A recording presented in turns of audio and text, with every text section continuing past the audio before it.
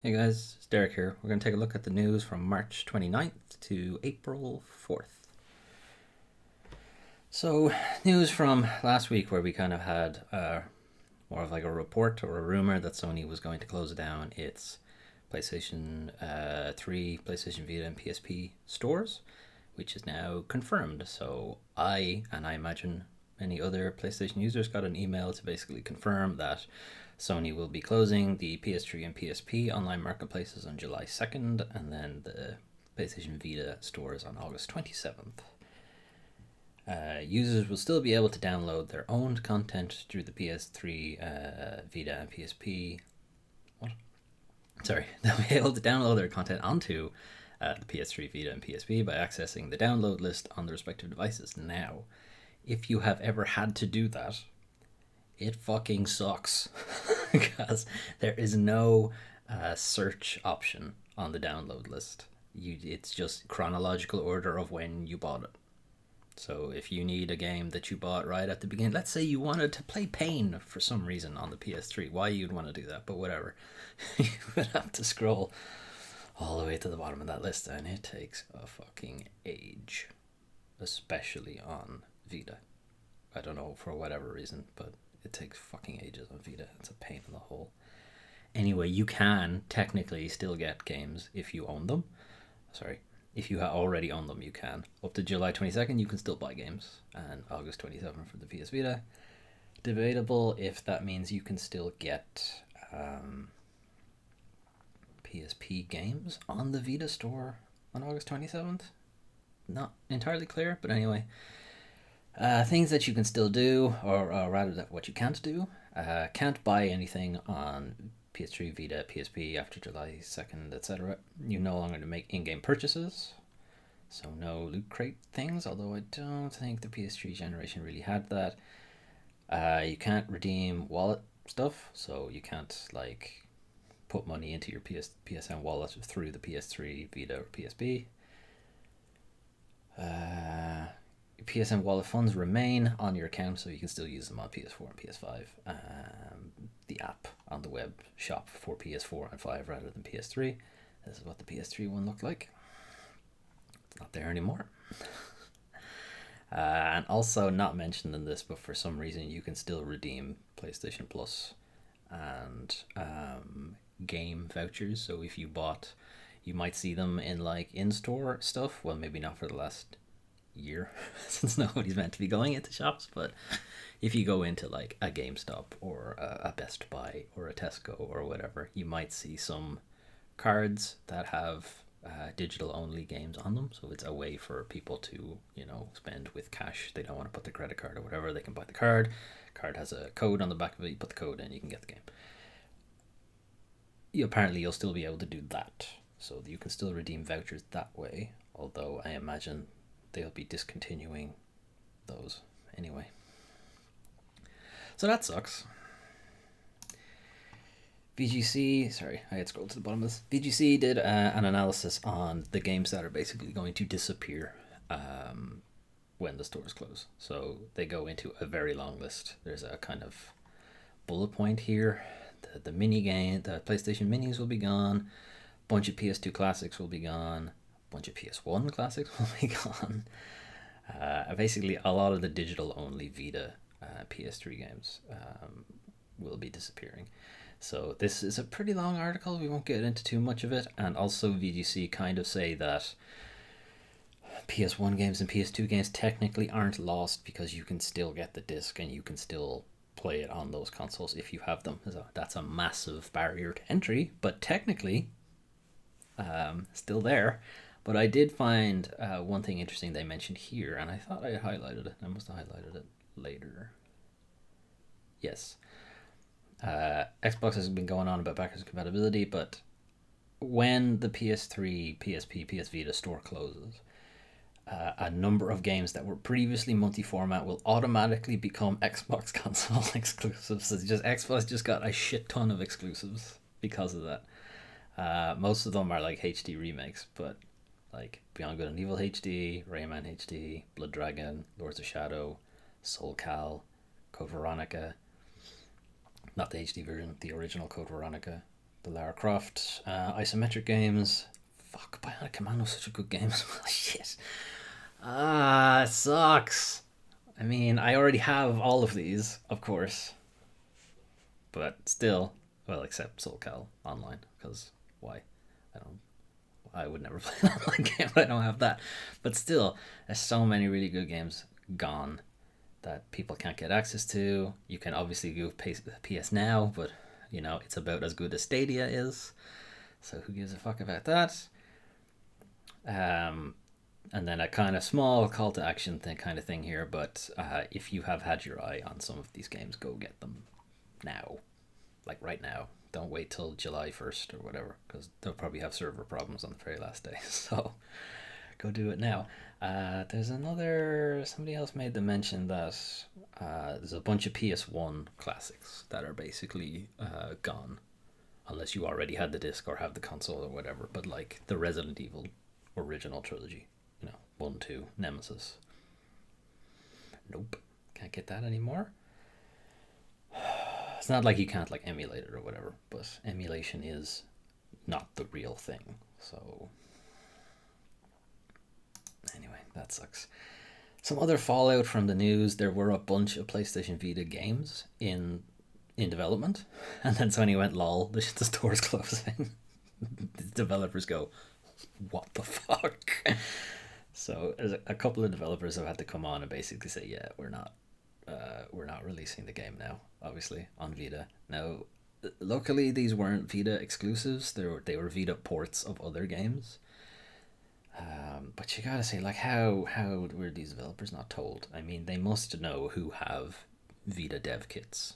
They must know who have them. How could you not have told them, like, way ahead of time that this was going to happen? They've got the Abroxia developers basically saying we're not making the Vita port anymore, and the Scourgebringer dev are basically saying, "Lol, our game will be the very last PS Vita release, only available for 128 days." It's just shitty. Why? How could you not have told the devs ahead of time? And then, like, a small bit of news. The PS3, Vita, PSP web store had been down for a good while. It was taken down and then replaced by the PS4 and PS5 shop. But there was a workaround. If you knew a particular URL to get around it, you could get back to the PS3 store, but that's also now gone. Yeah. So if you were thinking, hey, I know this fancy URL that gets me around all that, no. No, it's gone. It's actually gone now. They didn't even wait till July to get rid of that. This is kind of like, it's in the same section mostly because it's still part of the whole game preservation deal, but this is news that if you haven't got it by now, Super Mario 3D All-Stars is gone from the Switch eShop. So that was the one that had Mario 64, Sunshine, and Galaxy compilation. Yeah. This is like from an insider basically saying why Nintendo did like a really limited release, and it's basically they want to cultivate FOMO. That's it. They want to make people think that they got to get it right now or they'll never be able to get it again, which is a good marketing strategy, but it's really fucking shitty for the consumer to force this on them. Like, there was no reason to do that, only just because they wanted to maximize profits. It's anti-consumer. This whole 5 tabs is anti-consumer and anti-developer for that one.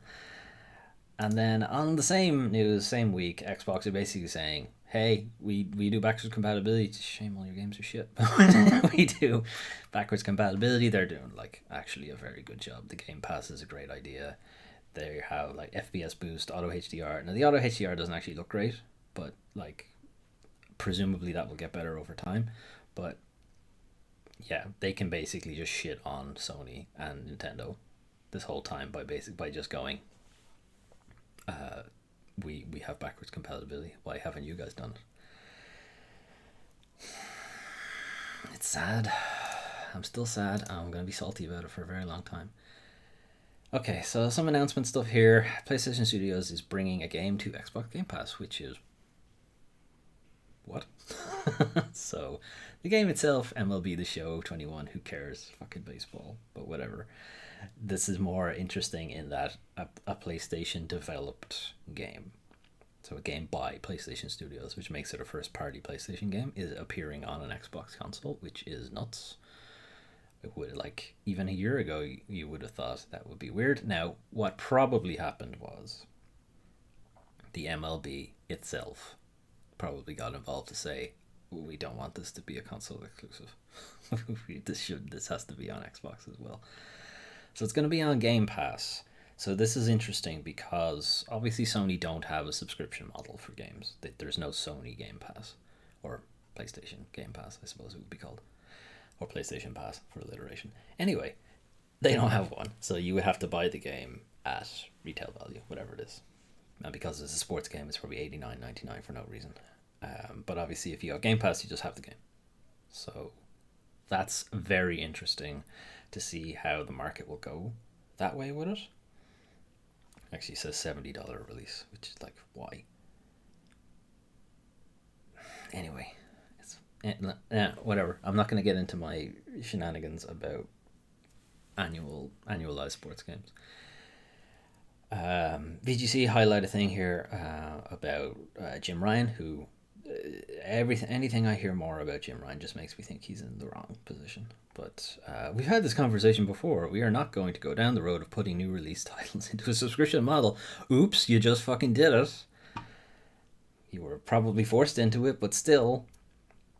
There was a later quote in the same article.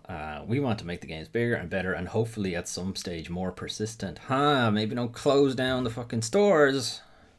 That would help them be more persistent. Dickhead. It's the same guy who basically said, who wants to play old games? They look shit. The game industry would not be where it was if not for those old games, Jim. Okay, anyway. Skywalker Saga has been delayed again. Okay, in news that probably is like not particularly shocking because we've heard no PR or any marketing around it, but there is a Lego Star Wars, the Skywalker Saga, that's meant to collect the old Star Wars, old bad Star Wars, and new bad Star Wars together into one good Lego Star Wars game. The Lego Star Wars games, even if they're based on not particularly great movies, are still generally pretty good games. They're a fun time. I always enjoy playing them, but it's been delayed again. So it's going to miss its spring 2021 release, and it has a to be determined future release. So that sucks. Cloudpunk, which I played on the channel a while ago, is getting a sequel-sized DLC, City of Ghosts. You'll return to play as Rania for about half of the DLC, and then you'll take over, or I believe they swap, but there'll be another character, Hayes, who is also playable in City of Ghosts, so you'll swap between their two perspectives as you play, and the developer basically says it's more or less exactly the same size as original Cloudpunk, so it's quite big. I'm a little reticent about it because I really liked Cloudpunk on console, but it gets no support from the developer. It's debatable if the console developer is the same developer as the PC. I think it might have been ported by a different developer, but for whatever reason, the PC version is vastly superior to the console version. There's a bunch of great updates that the PC version has. It has like first person mode, it has a cockpit mode, I think it's getting a VR mode at some point. It had a bunch of like graphical updates and things like that the console version has not got. Now you could put that down to that console certification for updates and stuff like that is really expensive. So they tend not to do them unless everything has been ironed out on PC first, and that's why PC updates are more frequent, because I don't think it's more expensive. It's not, the thing is, they don't have to get certified for PC, basically. There's no certifying body for that kind of thing, whereas you would have to go through PlayStation certification, you would have to go through Xbox certification, Nintendo certification, all that jazz. fuck, the PC version looks really good. They even have like a proper dog AI Camus. Like you can, like he's an actual physical model, which is great. That must be for the update because he's not a physical model in the original game. Damn, the PC version looks really good. I'm gonna have to get it at some point. Anyway, I don't believe there's a release date for it. Sorry for scrolling so fast. There doesn't appear to be a release date. Yeah, soon. But it's on sale. Shit, it's on sale. I'm gonna go get that. Okay. New games this week. So Outriders is a new live service type deal from People Who Fly. The guys behind Bulletstorm. So it's a bit Destiny, a bit covery shooter, except they don't want you to be a cover shooter. They want you to be very aggressive with the gameplay. Is there any actual gameplay in this trailer? No, this is a story trailer. Oh well. Cover shooter with superpowers. It's very Destiny, live service type deal. I'll probably give it a shot, but I don't have particularly high hopes for it, to be honest. Disco Elysium. Final Cut, which is a console release, PS4 and PS5, Xbox, Switch. Don't think it's on Switch. Disco Elysium is a isometric role-playing game. It is fantastic. It's really, really good. And the console releases also have voice work, so you don't have to do so much reading, because there's a lot of reading in the game, a lot. That's why I didn't do an actual video of it, because I would just be talking. I talk in every video, but I would be like just reading the game for the whole video. So I might do it this time since I don't have to do it. But Disco Elysium is very, very good. It does a lot of like introspective stuff for the main character, where he talks to like his tie, and his tie gives him shit. I can't even explain it like correctly. It's just very good. Just give it a look. Narita Boy is a throwback to the kind of 80s kind of aesthetic, like Tron, more or less. It's that kind of thing. You get absorbed into the game, and it's got that CRTV look to it. It looks fun. We'll probably give it a shot. I'm just hoping it's not another one of these side-scrolly, pixely type games that I just find really, really hard and just can't play properly. Yeah, it kind of looks like it's probably that. Anyway. Doom 3. Doom 3 VR edition was released early last week. Again, there's been a lot of Doom 3 VR like fan ports and fan mods and stuff, so this is like an official one for the PlayStation VR. I don't know if it's on other VR setups. Maybe, probably. Like it should be, because the PSVR is probably one of the more difficult ones to do, because it uses object tracking rather than eye tracking, which is what most VR things use now. So maybe. But anyway, Doom 3 VR, apparently it's really good.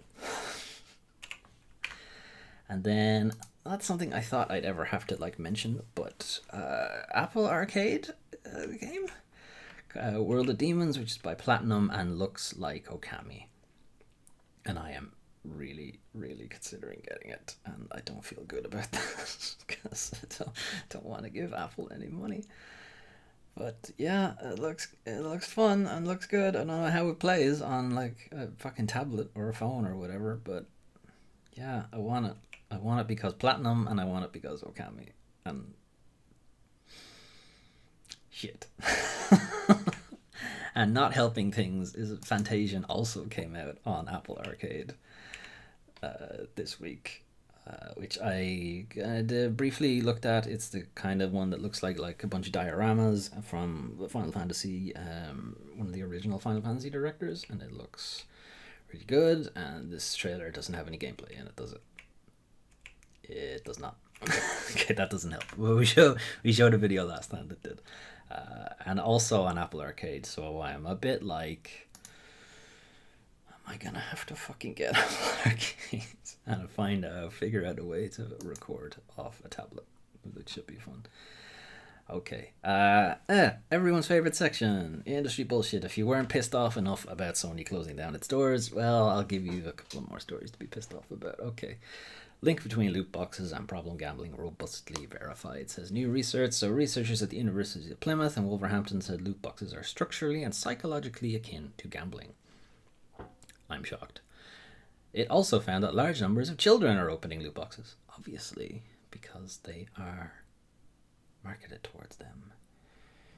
Things like fucking Roblox has fucking loot boxes now. Anyway, this is kind of obvious to a lot of people, but having an actual number of different surveys that point it out is something that people can point to if they're trying to regulate or bring in legislation against them. So it's always helpful to have something tangible you can point to rather than anecdotal evidence. So that is good.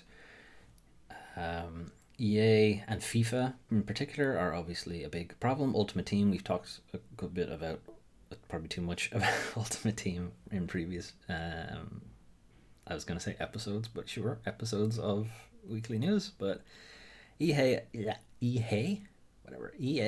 has always denied FIFA's loot boxes are gambling. Yes, EA used to call them surprise, I think it still calls them surprise mechanics, like fucking Kinder Surprise or something. Ultimate Team has been accused of being pay-to-win mode because of these loot boxes, which EA has called surprise mechanics. EA has also insisted you can acquire alt items without spending money, which we looked at last time, and it turns out, technically you're right, but you would need a shit ton of money to do it, or a shit ton of time, you would need a shit ton of time to be able to do it without money. More time than before the next FIFA comes out, so you would physically be incapable of doing it. But like before they just changed the Ultimate Team thing up. The study also goes on. It also found 12 out of 13 studies on loot boxes established unambiguous connections to problem gambling behavior. Why is this being weird? Okay, I don't. The highlighter thing is doing weird shit. Anyway, again, shocked. Many games use a psychological nudge to encourage people to buy loot boxes, such as FOMO and limited time items. Video games, in a lot of ways, always use psychological nudges to do things. The game loop itself is a psychological nudge. Even if we go away from loot boxes, just loot in general, like Diablo, Destiny, that kind of thing. Getting better loot, seeing number get bigger, that kind of thing is a psychological nudge. Almost every game does it. And for most people, it's the enjoyment for the game, is to get better at it and to have metrics that you can look at to see that you are getting better. You know, you're getting A rank, S rank, high score, well done, congratulations. All of that stuff are like well tested psychological nudges that keep people playing games, and they've just applied it to money. For loot boxes. Many gamers do ascribe discrete financial values to loot box contents based on purchase or resale price, suggesting that many loot boxes meet existing criteria for gambling regulation, i.e., if they're worth money and it's a random chance, it's gambling. Treat it as gambling. The way a lot of games get away from this is that technically and legally, the items that you get in a loot box are not worth anything. They have no monetary value. You know, when you look on the back of a voucher code, you have a voucher for 5% off your next hot dog or whatever. But if you look on the back of it, it'll say monetary value 0.00001 penny, cent, whatever. It's that. Right, it's that kind of thing. That's what they're ascribing loot boxes to. That's what they're worth. And to them, it's actually worth 0%. It's not worth anything. The way they get around that is by having you buy an intermediate currency, right? So you buy FIFA coins or whatever it is, V-Bucks in Fortnite, you know, whatever the fuck Destiny's one is. But you buy an in-game currency with money. They have a direct connection to money, and then you use them to buy the loot box, right? But you haven't used any actual real world money to buy the loot box. There's no line to that. You have to go through the intermediate. That's why it's there. It's a legal block. So they can't say that this loot box costs X amount of money. And the thing you got, because they just said it's not worth anything, then they can't say the thing you got from the loot box is worth however much you bought the loot box for. They can't do that, obviously, because then it would be worth money and it's a random game of chance. It would be gambling. But since gamers already say it has an intrinsic value or a discrete financial value to these items because they can be bought on like third-party markets, stuff like that, you know, they have an actual monetary value. So it doesn't work. That excuse is falling apart. There's more here about the actual study itself, a bunch of policy suggestions that they mentioned, a couple of different games that are highlighted, and then a couple of different mentions about how some games are getting away from loot boxes by using battle pass and stuff like that. It's a good article though. The exodus from Sony's Japan studio continues. It's very sad. This is news that was earlier in, I guess, a couple of episodes ago, where it was mentioned that Sony's Japan studio was closing down, and a bunch of like great developers, producers, artists, animators have all left, obviously, because the company's disappearing. It's going to be absorbed into Team Asobo, who work on the Astrobot stuff. But like people behind Demon Souls remake, people behind Gravity Rush, people behind Bloodborne are all just disappearing into whatever, anywhere else in the industry. But that Sony didn't set up something for all of these people to try to keep them in-house is just so incredibly stupid. Why? They're going to disappear to something else now, and you won't have... It's such a mistake on their part. I hope that they can, you know, land somewhere, develop their own IP, their own studios. I know a number of them have come out also on Twitter also saying that we have set up our own studio. So I guess they had enough time to do that. They set it up with other people exiting Japan studio, but it's just super sad that one, that studio is going, and two, that all these people are no longer in one area making great games and instead have been split off into... It's just stupid. Anyway, it's time to shit on Blizzard. I forgot about this article. Activision Blizzard hires former Trump administration member once decried as bully. So Activision have hired Brian Bulato, I guess, who was formerly Chief Operating Officer at the CIA. He was also Undersecretary of State for Management of the U.S. Department of State, working with Mike Pompeo, who was a longtime friend, business partner, and former West Point classmate. So if you didn't think cronyism was the thing, well, that one is pretty fucking obvious. Kotick had to say that Brian is a rare talent and the perfect fit for Activision somehow, by working for the CIA and the State Department, somehow makes him good for a video game company. Okay. So that's all well and good. The article goes on to point out that Bulato was kind of instrumental in the firing of State Department's independent watchdog, Inspector General Steve Linick. He's the guy who said, "Don't worry, nothing will happen to me." They don't do that in America, and they do that in America. Bulato tried to bully him on multiple occasions, including during an investigation into the Trump administration's 2019 sale of $8 billion in arms to Saudi Arabia. Oh, good. I'm glad he's working on my next fucking video game. Why?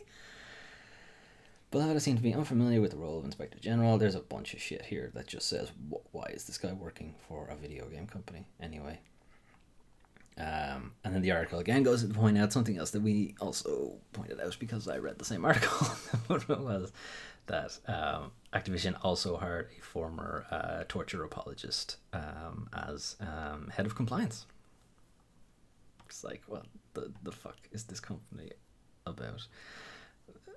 Kotick somehow saying that he's a perfect fit for Activision Blizzard. It just says so much about what Bobby thinks the company is about. And then some more Activision news. So there was a leak that you may or may not have seen because Activision got its lawyers involved, but there's some shit is happening to Call of Duty Warzone. I don't care. There's Ian Walker also does not care, as he makes it clear, but this is more the Streisand effect thing. If you are not familiar with the Streisand effect, it is basically saying or doing your best to hide something that you don't want anyone else to see inadvertently gives more attention to that thing. So the original person, Barbara Streisand, she it became known that pictures of her house were available in this like ordnance survey kind of thing, and she was like, no, take pictures of my house down, please, which is fine, but nobody knew they were up there until she said, take pictures of my house down. And then it was like, huh, Barbara Streisand's house is on the internet. And so it became a much bigger thing than it really should have. And this is the same thing. There was leak footage of whatever Call of Duty thing is happening, and Activision got involved with its lawyers to basically try to squash it from the internet. And it had the absolute reverse effect, and now everybody knows about it. Yeah, I don't know. It's just, you should have just left it alone. Anyway. Alright, dumb shit. Everybody likes dumb shit. I have this in twice. I should not have this in twice. Okay. So, Lady Dimitrescu comes back. Giant vampire mommy. The Capcom are heavily leaning into the internet's thirst for a giant vampire lady. And she's appearing in different marketing situations. So here she is on the side of a bus, 1-to-1 scale. Holy shit, that's a tall woman. You've also got hanging out on in different shops, and this is apparently not 1-to-1, but it's close. It's just not quite, I guess, because the roof is in the way. She couldn't have her there. They should have had one that like leans over and goes across the roof as well. That would have been hilarious. I just think it's funny. This lady is 3 meters tall, so you can enjoy the feeling of being looked down on by her. Yeah, they know what's up. They know what's up. There was a statement made by the art director like in February that he was like surprised of the reception that Lady Dimitrescu got. No, you're not. You knew what you were doing. You knew what you were doing. I just think it's funny, and it's good that they're leaning into this for marketing. It's just hilarious.